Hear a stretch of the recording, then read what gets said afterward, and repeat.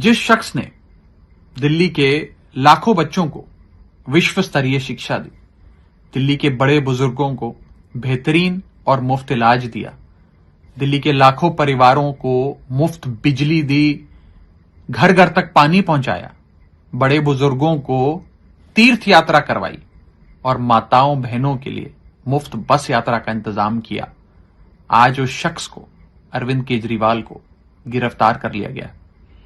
एक लंबे समय से यह आशंका जताई जा रही थी कि एक साजिश के तहत अरविंद केजरीवाल जी को गिरफ्तार किया जाएगा और आज वो सत्य हो गया। इस मुश्किल की घड़ी में 135 करोड़ भारतीयों का प्यार और आशीर्वाद अरविंद केजरीवाल जी के साथ है। और जब इतने लोगों का प्यार और आशीर्वाद साथ होता है ना, तो कोई बाल भी बांका नहीं कर पाता है। अरविंद केजरीवाल कोई एक शख्स का नाम ही नहीं है, एक विचार का नाम है, एक विचारधारा का नाम है। आप जरूर अरविंद केजरीवाल के शरीर को गिरफ्तार कर सकते हैं, लेकिन उनके विचारों को गिरफ्तार नहीं कर सकते। एक केजरीवाल गिरफ्तार होगा तो लाखों केजरीवाल खड़े होंगे। इस संघर्ष की घड़ी में पूरा देश अरविंद केजरीवाल जी के परिवार के साथ है और आम आदमी पार्टी का एक एक कार्यकर्ता संघर्ष करने के लिए, कमर कसने के लिए तैयार है। जिस शख्स ने दिल्ली के लाखों बच्चों को विश्व स्तरीय शिक्षा दी, दिल्ली के बड़े बुजुर्गों को बेहतरीन और मुफ्त इलाज दिया, दिल्ली के लाखों परिवारों को मुफ्त बिजली दी, घर घर तक पानी पहुंचाया, बड़े बुजुर्गों को तीर्थ यात्रा करवाई और माताओं बहनों के लिए मुफ्त बस यात्रा का इंतजाम किया, आज उस शख्स को, अरविंद केजरीवाल को गिरफ्तार कर लिया गया। एक लंबे समय से यह आशंका जताई जा रही थी कि एक साजिश के तहत अरविंद केजरीवाल जी को गिरफ्तार किया जाएगा और आज वो सत्य हो गया। इस मुश्किल की घड़ी में 135 करोड़ भारतीयों का प्यार और आशीर्वाद अरविंद केजरीवाल जी के साथ है। और जब इतने लोगों का प्यार और आशीर्वाद साथ होता है ना, तो कोई बाल भी बांका नहीं कर पाता है। अरविंद केजरीवाल कोई एक शख्स का नाम ही नहीं है, एक विचार का नाम है, एक विचारधारा का नाम है।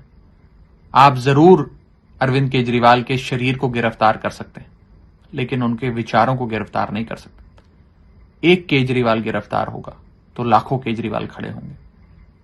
इस संघर्ष की घड़ी में पूरा देश अरविंद केजरीवाल जी के परिवार के साथ है और आम आदमी पार्टी का एक एक कार्यकर्ता संघर्ष करने के लिए, कमर कसने के लिए तैयार है। आप देख रहे हैं कि कितनी विभिन्न पार्टियों द्वारा ये डेलीगेशन गया है चुनाव आयोग। करीब सभी विपक्ष की पार्टियां यहां पर हैं। मैं नाम नहीं लूंगा, आप चेहरे देख रहे हैं। गौर करने वाली बात यह है कि ये आयोजन कल लेट रात्रि को हुआ है, लेट, क्योंकि आप जानते हैं जिस प्रकार का गैरकानूनी एक्शन लिया गया है वो भी लेट रात को लिया गया था। इतने अल्प समय में हमारे सभी कॉलीग्स ने, कई लोग दिल्ली से बाहर से भी आए हैं, कुछ एक दो लोग पहुंच नहीं पाए, लेकिन करीब विपक्ष के हर रंग की पार्टी यहां पर उपस्थित है और मैं समझता हूं सब एकजुट होकर इस मामले में गए हैं। हमने चुनाव आयोग के साथ विस्तृत रूप से वार्तालाप किया। हम सब अंदर थे, चुनाव आयोग के तीनों नवगठित चुनाव आयोग और उनके सभी अफसर थे। मैं संक्षिप्त में बता दूं आपको कि हमने क्या कहा। पहली बात कि ये बहुत ही गंभीर और व्यापक मुद्दा है। ये सिर्फ एक व्यक्ति या व्यक्ति विशेष या पार्टी विशेष का मुद्दा नहीं है। ये मुद्दा व्यापक इसलिए है क्योंकि ये सीधा संबंध रखता है भारत के संविधान के मूल ढांचे से, जिसको आप बेसिक स्ट्रक्चर कहते हैं। जैसा कि आप जानते हैं, मूल ढांचे का जो पूरा कानून है वो ये कहता है, बड़ी बहुत अनूठी बात है भारत के बारे में, कि अगर कोई भी संवैधानिक संशोधन मूल ढांचे के विरुद्ध है तो संवैधानिक संशोधन भी असंवैधानिक करार किया जा सकता है। अब इसको हमने कैसे पक्ष रखा? जब आप इस प्रकार की चुनाव के लिए जो एक समतल जमीन आवश्यक है, अति आवश्यक है, अनिवार्य है, समतल जमीन, उस समतल जमीन को आप बदल देते हैं, उसको समतल नहीं रहने देते हैं दुरुपयोग करके एजेंसीज द्वारा, तो उसका सीधा दुष्प्रभाव पड़ता है स्वतंत्र निष्पक्ष चुनाव पर, फ्री एंड फेयर इलेक्शंस। उसका सीधा दुष्प्रभाव आगे पड़ता है गणतंत्र लोकतंत्र पे, डेमोक्रेसी।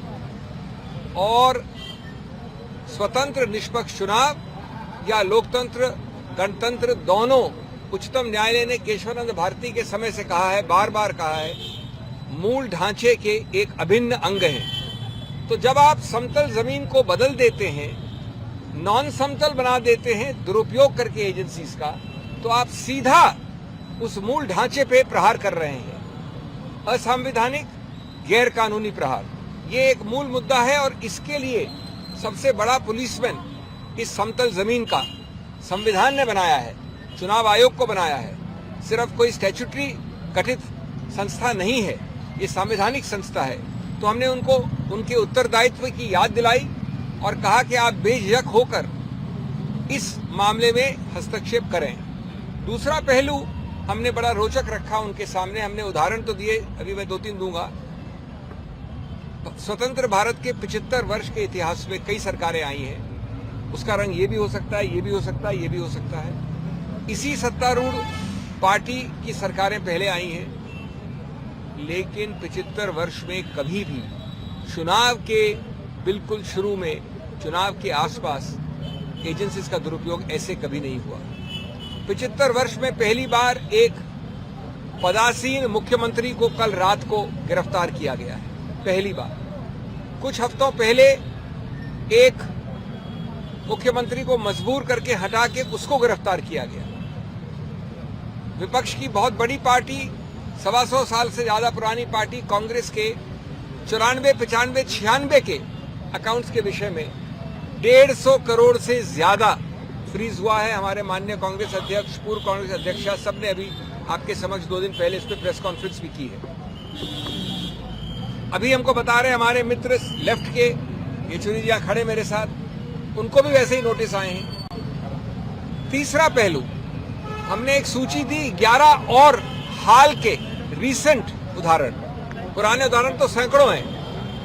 वो 11 के 11 एनसीपी से लेकर, टीएमसी से लेकर, कांग्रेस से लेकर विपक्ष के हर पार्टी पे है जहां पर एजेंसीज का दुरुपयोग हुआ है, गिरफ्तारी हुई है। लेकिन एक भी उदाहरण नहीं है सत्तारूढ़ पार्टी का। ये कौन सी जादुई पुड़िया खाई है सत्तारूढ़ पार्टी ने कि हर अच्छाई वहां